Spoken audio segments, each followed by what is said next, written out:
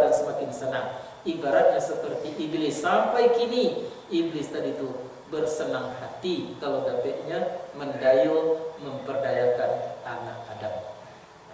Jadi Nabi mengatakan itu iblis itu dua macam tuh. Ada iblis kurui-kurui, ada iblis itu gapuk-gapuk.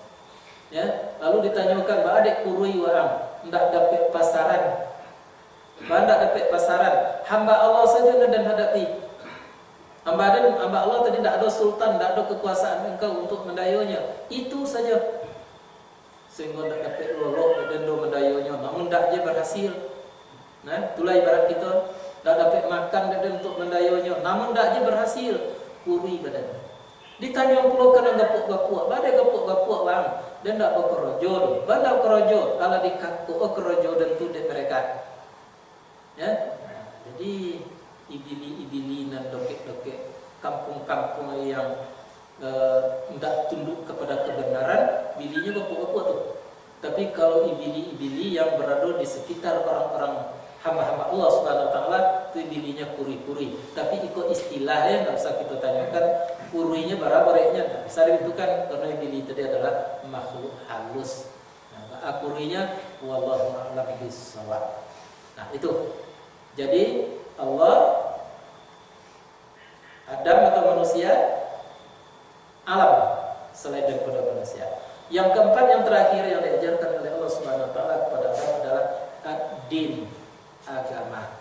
Jadi agama pun seperti itu. Ada syariatnya, ada tarikatnya, ada hakikatnya, ada makrifat yang terkandung di dalam agama itu sendiri. Nah, empek pula yang diistilahkan di orang tua dulu. Orang-orang bodoh artinya tidak tahu dengan empek. Bukan berartinya tidak pandai berhitung 1 sampai empek, tetapi tidak mengertinya tentang empek. Maka orang-orang yang tidak mengerti tentang itu, maka dia adalah orang yang hina di sisi Allah Subhanahu wa taala, walaupun mulia di sisi manusia. Itu makanya di dalam hadis diterangkan, ada manusia itu yang hina sehina-hinanya di sisi Allah, tetapi mulia semulia-mulianya di sisi manusia. Ada orang yang hina di sisi Allah, hina di sisi manusia. Mengapa? Karena tadinya tidak tahu. Ada pula orang tadi yang hina di sisi manusia, tetapi manusia-manusia yang tidak mengerti, dan kemudian mereka tadi adalah orang yang mulia di sisi Allah Subhanahu wa taala. Nah, kini kita lah kembali senjang. Dan ada ajaran yang bisa kita percayai sebelum kita kembali kepada ajaran Allah Subhanahu wa taala. Sulit deh kita untuk mengakui kebenarannya. Contoh, pemilu kalau dulu diwakilkan kepada wakil-wakil rakyat. Nilai presiden dulu itu anggota DPR, MPR itu yang memilih. Kalau kini balik. Karena tidak dipercayai anggota DPR oleh manusia, diserahkan pemilihan tadi kepada masyarakat. Bayangkan, sedangkan sekian jumlah orang tadi lain tidak bisa dipercayai. Kini manusia rami-rami, ya, itu akan lebih sulit untuk dipercayai. Tetapi didukung oleh istilah yang kadang-kadang menyesatkan. Suara rakyat adalah suara Tuhan. Jadi kita harus hati-hati. Bukanlah sesuatu kepastian tentang kebenaran itu. Walaupun manusia tadi itu secara apa namanya tuh bisa memilih. Kalau andai kata manusianya itu manusia rusak, tidak apa Allah, pasti yang kanya pilih salah. Tapi kalau manusia tadi orang benar, hamba Allahnya mengerti dengan nampak tadi, pasti pilihannya yang baik-baik, tidak. Nah, jadi kalah menang sebetulnya bukan terpilih atau tidak, tetapi adalah sampai di mana kebenaran itu dijadikan sebagai pedoman di dalam kehidupan kita di permukaan bumi ini. Jadi kok pengajian pun seperti itu, saduannya seperti itu. Tidak banyak orang yang akan memilih. Karena mengapa? Karena mereka itu adalah sedang salah. Nah, dipilihnya yang tidak baik. Nah, jadi kalau kita memutuskan sesuatu kepada orang lain, 99% nilainya adalah mencerminkan diri seseorang. Kalau dia umpamanya mengklaim mawan salah misalnya, itu 99% itu menunjuk kepada kesalahan dan sendiri. 1% cuma menunjuk kepada kesalahan lawan. Sebaliknya demikian. Kalau ada orang yang menyalahkan diri dan sendiri, maka itu 99% adalah cermin daripada kesalahan mereka. Sangat panjang sekali ya kalau kita urai, tapi sekedar untuk contoh, walaupun dari lama-lama kita ambil satu contoh aja. Seseorang meminta agar bertemu dengan Nabi Khidir. Lalu guru tadi memberikan ajaran, memberikan wiritan. Wiritkan itu selalu. Akhirnya bertemulahnya dengan seseorang. Siapa seseorang tadi? Orang yang terlunta-lunta. Orangnya tukang sapu, tukang bersihkan got jalanan ayah tadi. Nah lalu datangnya ke gurunya balik. Lalu bersobok dengan Nabi Khidir? Jawabannya tidak. Apa nama sobok dia? Tukang bersihkan got. Itulah Nabi Khidir sedang mencerminkan bagaimana wa'ang sebetulnya. Nah, jadi inyonan ibaratnya seperti tukang bersihkan got tadi, diwujudkanlah di dalam bentuk Nabi Khidir, ya, bersuara dengan seperti itu. Jadi artinya kalau kita membuat keputusan buruk orang lain, itu 99 tandanya kita yang buruk. Tapi kalau kita berhusnuzan kepada orang lain, itu 1% cuma yang orang tadi. Bukan, tidak bisa ditentukan, tetapi adalah 99% itu kita sudah menjadi orang baik. Aiko kini lah sulit kita cari. Ya, siapapun kini kalau buruk saja dalam pandangan manusia. Kadang-kadang lalu orang di labuan, sakit gigi, kereta mendaki, inyunan seseorang begitu dikarenakan orang-orang yang tidak benar di sisi Allah Subhanahu wa taala.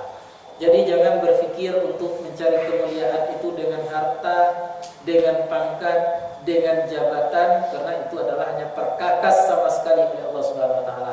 Carilah kemuliaan itu dengan ilmu dan pengetahuan. Tetapi ilmunya harus teruji, ilmunya harus terarah, dan sumbernya harus jelas, yaitu Al-Quran dan Sunnah. Sekalipun orang tidak mengakui, orang tidak memuliakan, tapi orang itu adalah mulia di sisi Allah Subhanahu wa taala. Itulah Adam alaihissalam. Sekalipun iblis tidak mau memuliakan, itu bukan kesalahan Adam, tapi adalah kesalahan iblis itu sendiri. Qala ara'aitaka hadzal ladzi karramta alayya. Hai Tuhan, bagaimana pendapat engkau muliakan orang yang seperti ini daripada aku? Nah, kalau engkau beri kesempatan hidup sampai dunia kiamat, la ataikanna zurriyatahu ila qalila. Akan kudaya, akan kusesatkan anak cucu daripada Adam itu. Anak Adam saja nyalain ke anak cucunya. Kalau kita kini kok kalau jajok kepada seseorang, tidak seorang saja yang kita benci, keluarganya, bahkan sampai ke kucing-kucingnya sendiri itu dibenci oleh manusia yang tidak benar. Nah, jadi kalau benci kepada seorang, lain ada jual lain yang menyangkut dengan seorang tadi itu dibenci itu. Ya, kalau perlu begitu bapak macamkan.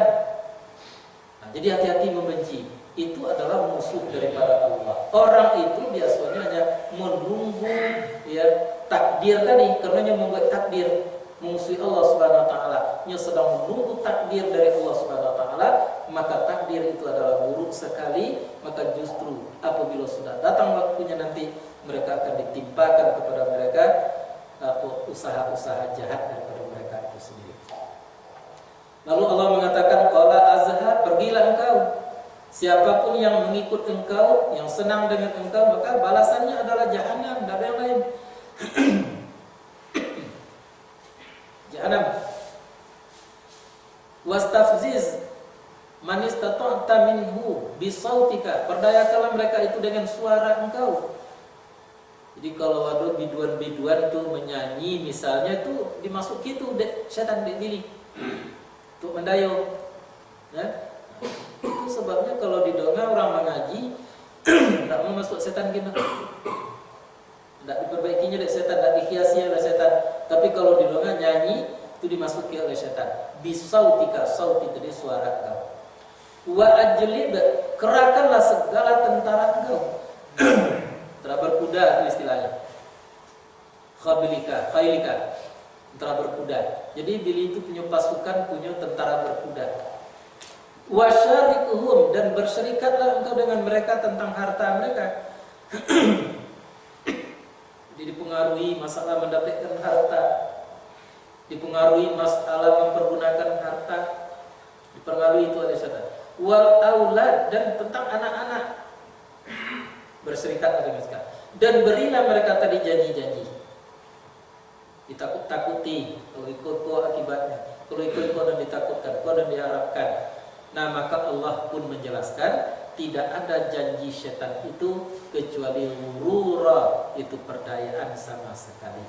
Ditutup oleh Allah, inna ibadi, bahwa sesungguhnya orang-orang menghambakan diri kepada aku semata, laisa laka alaihim sultan, tidak ada kekuasaan engkau sedikit pun untuk memperdayakan mereka, wa kafa bi rabbika wakila, dan cukuplah dengan Tuhan engkau saja yang akan menjadi pelindung.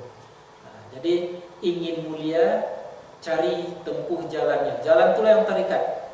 Jadi kalau ada orang mengatakan kita tidak bertarikat, itu salah besar. Kita kini sedang menempuh jalan untuk mencapai kemuliaan di sisi Allah Subhanahu wa taala. Nah, itulah barangkali adalah jam sampai seperti. Mudah-mudahan apa yang kita sampaikan akan cukup menggugah kita dan kita akan mampu untuk menerapkan sekali-sekali. Tadi salah satu poinnya, picangkan mata, bayangkan itu suatu kepastian bahwa kita kini sedang datang mendekati neraka yang sedang bergejolak di hadapan kita sendiri.